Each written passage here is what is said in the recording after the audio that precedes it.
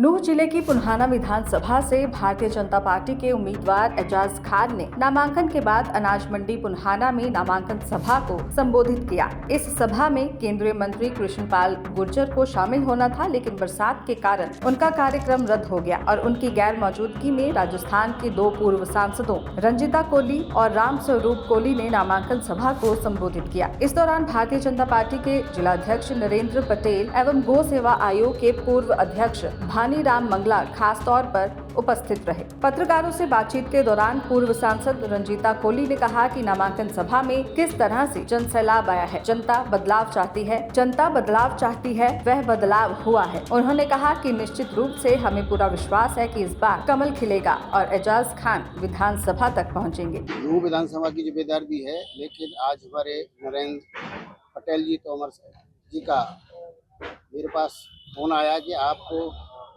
पुल्हाना में हमारे एजाज साहब को टिकट मिला है, उसके नामांकन भरने में जाना है। और हमारी भरतपुर से लोकसभा की प्रत्याशी और लोकसभा के सांसद रही रंजीता कोली यहाँ से प्रभारी है। तो आज जो जिस तरह का जुनून मैंने देखा, जो एजाज भाई को यहाँ से टिकट मिला है, वास्तव में ही हमारे एजाज भाई यहाँ से अच्छे वोटों से जीतेंगे, क्योंकि भारतीय जनता पार्टी की आज जो सरकार हमारी है उसमें यहाँ के जो विधायकों ने जो काम नहीं किया उनकी कमी है। लेकिन हमारी हरियाणा सरकार ने ऐतिहासिक काम किए हैं और यहाँ बिना पर्ची के, बिना खर्चा के लोगों की नौकरी दी है प्रधानमंत्री योजना के तहत। और हमारे राज्य सरकार योजनाओं के तहत जो लोगों को फ़ायदा मिला है, उससे हमारी भारतीय जनता पार्टी के कार्यकर्ता और मतदाताओं में बड़ी प्रसन्नता है। इस तरह से हमारे नरेंद्र पटेल जी हमारे जिलाध्यक्ष हैं, यहाँ सब लोगों को साथ में लेकर चल रहे हैं। इसी तरह से मैं चाहता हूँ, और पटेल जी भी का मन है कि यहाँ से हमारी तीनों सीटें निकलेंगी, भारतीय जनता पार्टी की झोली में जाएंगी और हमारे तीसरी बार राज्य में मुख्यमंत्री बनने जा रहे हैं। इन्हीं शब्दों के साथ जय हिंद, जय भारत, जय हिंद। मैं 23 अगस्त से यहाँ हूँ। मैं बूथ स्तर पर, शक्ति केंद्र पर, मंडलों पर, मंडल अध्यक्षों के बीच में मैं गया। वहाँ हमने इस क्षेत्र में, नूह मेवात क्षेत्र में जितने विकास कार्य किए हैं उनकी हमारे पास लिस्ट है। यहाँ कितने लोगों की नौकरी मिली, कितने हमारे भामाशाह योजना के तहत, और कितने लोगों को प्रधानमंत्री योजना का आवास मिला, कितने लोगों को किसान योजना के तहत जो पैसे मिलते हैं, उसको देखते हुए हमारे भारतीय जनता पार्टी के यशस्वी प्रधानमंत्री जी ने जो हरियाणा के विकास के लिए जो दिया है, उसको देखते हुए हमारे भारतीय जनता पार्टी के मतदाता और कार्यकर्ता आज हमारे एजाज भाई को जो यहाँ से टिकट मिला है, मैं आपको विश्वास दिलाता हूँ कि हमारे एजाज भाई सबसे ज़्यादा मतों से जीतेंगे, क्योंकि परिवार की लड़ाई देख ली और उनका विकास भी देख लिया।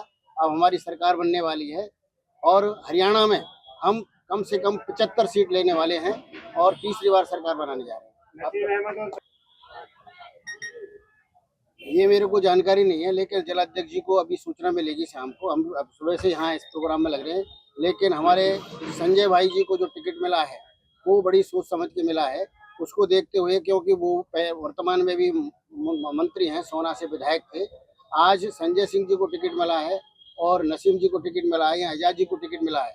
हम चाहते हैं कि हमारे तीनों टिकट यहाँ से निकलेंगे, क्योंकि त्रिकोणीय संघर्ष में हमको लाभ मिलने वाला है और ज्यादातर हमारी आप पार्टी जो लड़ेगी उससे हमें फायदा मिलने वाला है। आपकी पार्टी का नेक्स्ट अभी हम जारी होगा। हमारी हरियाणा सरकार अभी जब फॉर्म भर देंगे, उसके बाद में फॉर्म वापस होगा, उसके बाद में मैनिफेस्टो जारी लगाया है। कमल खिलाने की जिम्मेदारी आपके कंधों पर है। कमल खिलाने को लेकर कितनी आश्वस्त है आप? सबसे पहले तो मैं सभी मीडिया बंधु का स्वागत और अभिनंदन करती हूँ। आपने देखा है कि जिस तरीके से यहाँ जन सैलाब आया है और बहुत दिनों से एक बदलाव चाहती है जनता, और वो बदलाव हुआ है। तो निश्चित रूप से हम लोगों को पूरा विश्वास है कि अब की बार कमल खिलेगा और निश्चित रूप से हमारे अजीज भाई विधानसभा तक पहुंचेंगे। रंजीता जी, आपके कुछ साथी टिकट मांग रहे थे, नाराज होकर अब कांग्रेस की तरफ जा रहे हैं, कुछ अभी भी मंच साझा नहीं कर रहे। ऐसे लोगों को मनाने के लिए क्या करेंगे आप? सबसे पहले तो मैं आपको बता देना चाहूंगी कि भारतीय जनता पार्टी एक ऐसी पार्टी है कि जिसमें कोई भी नाराज नहीं होता। सब एकजुटता से काम करते हैं, सभी मिलजुल करके एक संगठन से काम करते हैं, तो इसमें कोई भी नाराज होकर के नहीं जा रहा। आज कृष्णपाल गुर्जर जी को नामांकन सभा में आना था, क्या वजह रही वो नहीं पहुंच पाए? सबसे बड़ी बात तो मैं आपको बताऊं कि मंत्री साहब निश्चित रूप से आने वाले थे, लेकिन उनकी मीटिंग आ गई थी, इस कारण से वो नहीं पहुंच पाए।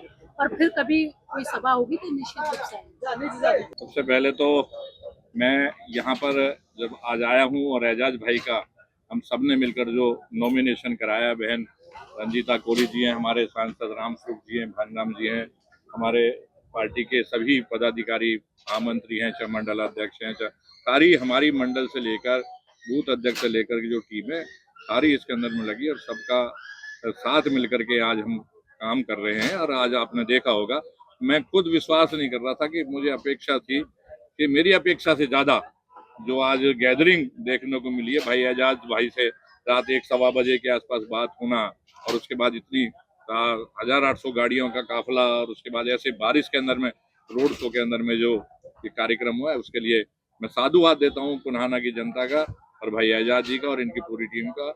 और इससे बिल्कुल स्पष्ट है जो आपने अभी पूछा था कि दो परिवारों का दो लोगों का हमेशा यहाँ पर राज रहा है। इस बार निश्चित रूप से यहाँ पर बदलाव होगा, जनता बदलाव चाहती है। हरियाणा के अंदर में भारतीय जनता पार्टी के अंदर में उनका विश्वास है, जो काम किया है, जो हमने धरातल पर काम किया है उसको लेकर जनता में इस बार पूरा मन बना लिया है कि इस बार भारतीय जनता पार्टी का हम यहाँ से जो प्रत्याशी भाई एजाज अहमद है और नूह की तीनों विधानसभा सीटों से हम यहाँ से बना करके जिता करके भेजेंगे। प्रधान जी, कल तक आप कहते थे पंचायत समिति के चेयरमैन हमारे हैं, पार्षद हमारे हैं, जिला प्रमुख हमारा है, अब वो सभी लगभग नाराज है। अगर वो राजी नहीं होते तो क्या उन पे कार्रवाई का हथौड़ा चलेगा?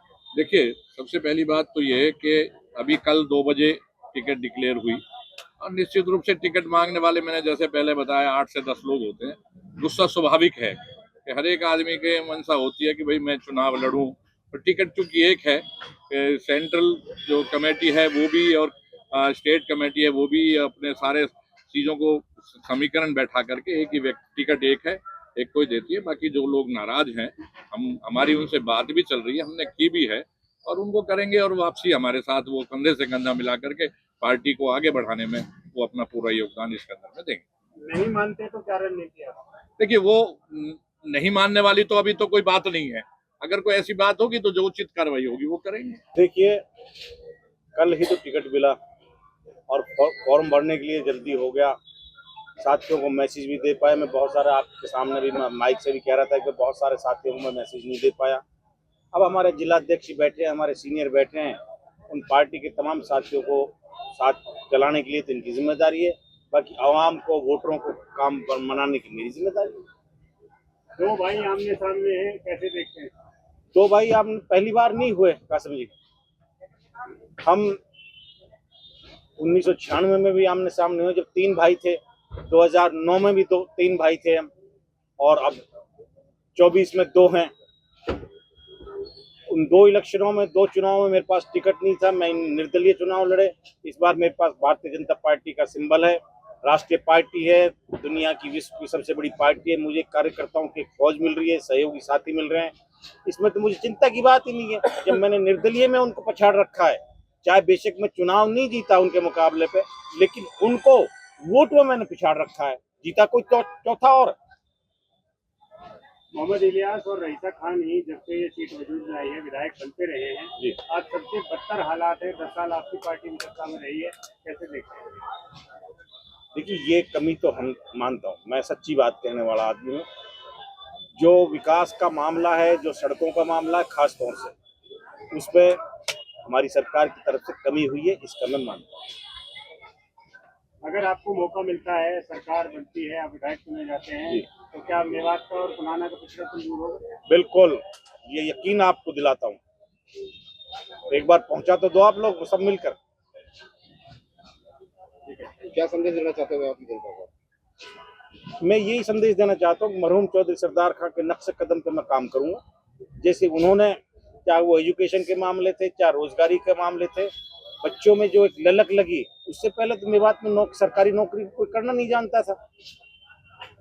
स्पेशल भर्तियां करवाई, चाहे वो फौज के लिए हो, चाहे हरियाणा पुलिस के लिए हो, स्पेशल डिपार्टमेंट बनवाए, उन्होंने मेहनत करी, उनमें सलीका था।